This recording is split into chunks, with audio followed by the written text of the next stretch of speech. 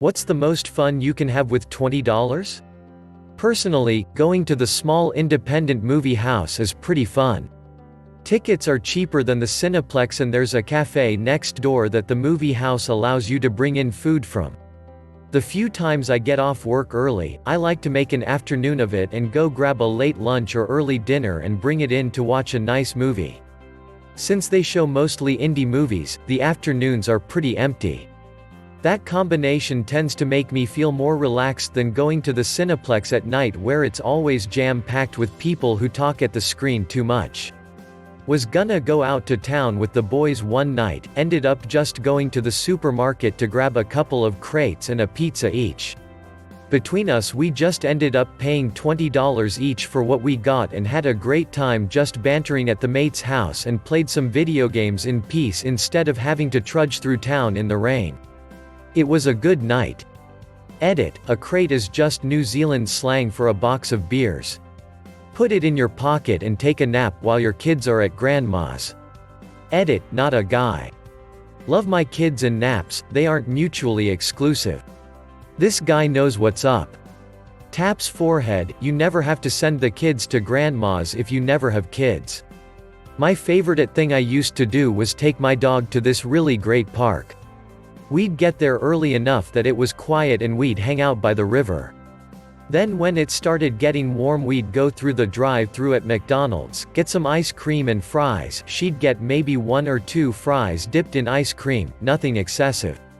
If we still had energy we'd walk around Petco and she'd get a small treat or maybe a toy if they were on clearance. That was the best summer ever. This is the answer that made me the happiest. There's this vending machine at my job that occasionally spits out 2 sodas when you buy one. It feels like winning the lottery. I think I've spent about $20 so far this year on it.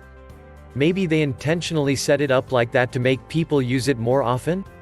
That's the idea behind loot boxes. Gambling. There's an animal reserve near where I live. For like $5 you can get in, and for $20 you can bring friends.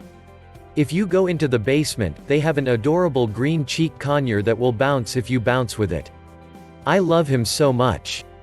Also, there's a bunch of spooky ceiling rats, or bats, an Arctic fox, hawks, bald eagles, turtles, and a bunch more. And, the icing on the cake, they have a theater that plays documentaries a few times a day that you can just sit and watch. Great place. I love it. A lot of people want to know where this place is. It's Takapusha Animal Reserve in Seaford, New York.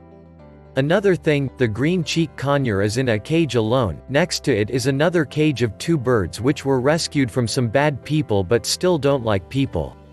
Those 2 are constantly screaming and will bite you if you get too close.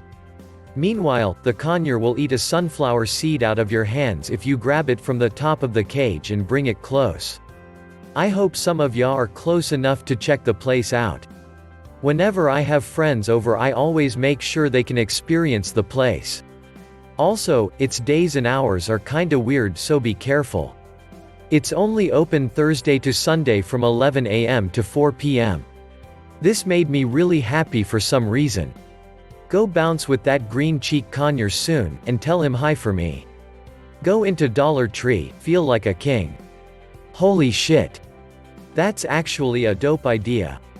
5 containers for leftovers, 2 boxes of movie theater candy, a bag of decorative marbles, a box of crayons and a coloring book, a lip gloss, a pregnancy test, and a Thanksgiving turkey yard decoration. First exchange it for $20 worth of nickels. Then sneak into a friend's house and place said nickels on top of the blades of a ceiling fan while it's turned off. Then just sit back and wait for inevitable angry call after they spring the trap and make it hail on themselves. Or just tape a nickel at the far end of one blade to throw it off balance and watch him descend into madness as he can't sleep due to the racket his unbalanced fan now makes.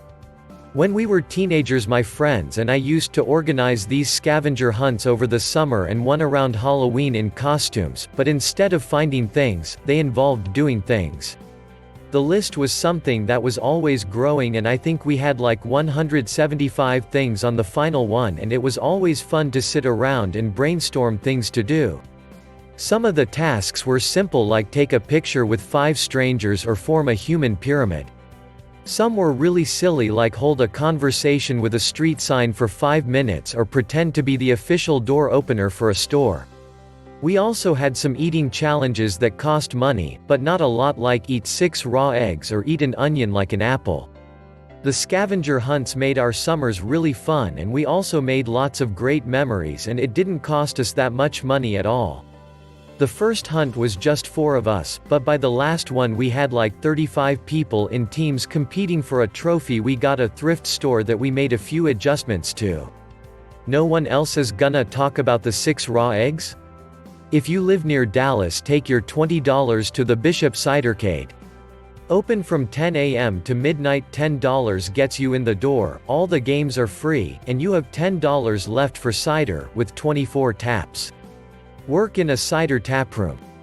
Confirmed, come in on a slow weekday. Cider, beer, sausage and Super Nintendo can be had for $20. Be nice and you'll get the 30% industry discount. If you are creative. A disposable camera on a nice day with money left over to develop the film.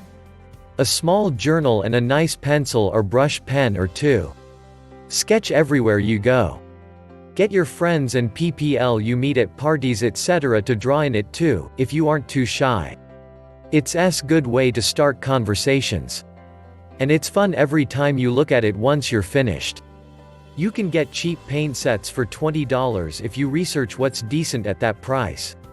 The value is insane for how much entertainment you get out of art supplies. Also, most life drawing classes that are walk-in only charge for supplies. You get to be creative for a few hours and look at naked strangers.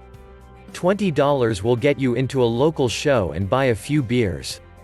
Most fun I've ever had is seeing bands in tiny bars. You meet PPL and get great memories too. Even just a visit to the thrift shop. $20 could get you something amazing, and it's fun to treasure hunt. You'd probably get enough books or music with $20 to give you months of entertainment. Cures the shopping itch without costing a ton like normal shopping does. Gets you out and seeing weird things. Our thrift store hauls is a great example of the fun PPL get out of it. Another fun one is just some cheap booze, some friends and a park or beach on a summer day. Or hot chips from a fish and chip shop on the end of a pier on a cold winter evening. IDK, these are all probably lame. But I'm thinking most fun is in ongoing fun and not just highest amount in one go. Go into Dollar Tree, feel like a king. Holy shit. That's actually a dope idea.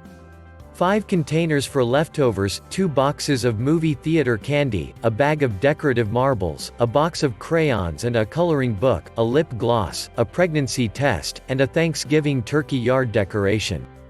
If it was 7-year-old me, then there'd be 20 bags of marbles just to flex on my siblings. Chuck E. Cheese and their 1 token per game policy. These days it's a play card where you can buy 30 minutes of unlimited gameplay for $10. Boy, do I feel old. Oof. In Vegas about Jesus, a decade ago, there was a place called GameWorks. $20 got you a card that played all the games for like 6 hours infinitely, no games with prizes though, because yeah duh. Was fucking amazing, best arcade experience I had in my entire life. Honestly did the entire tourist bullshit thing in Vegas, and probably my favorite thing was that bloody arcade. I went there in my city every year for my birthday. One year, my sisters surprised me at GameWorks for my birthday by coming home from college. That was the same night my mom surprised us by telling us she had cancer. GameWorks closed later that year. What a fucking roller coaster. Arcades if there's one around you. My local one does hourly play, so $20 is 2 hours of free play on any machine. Edit, I know you can get a $20 game on Steam that you can play for 80 hours. Comparing an arcade to a Steam game is like comparing a rec center to an at-home basketball hoop. Mine is $12 for an unlimited all-day pass, all on vintage machines. Best ever. I have one in my town that's $7 for unlimited play for students like me, $10 normally. They have tons of classic cabinets, but also a massive collection of both modern and classic consoles and hundreds of games for them. Going with a friend is a great time. Thanks for watching the video. Please like and subscribe for more daily videos like this.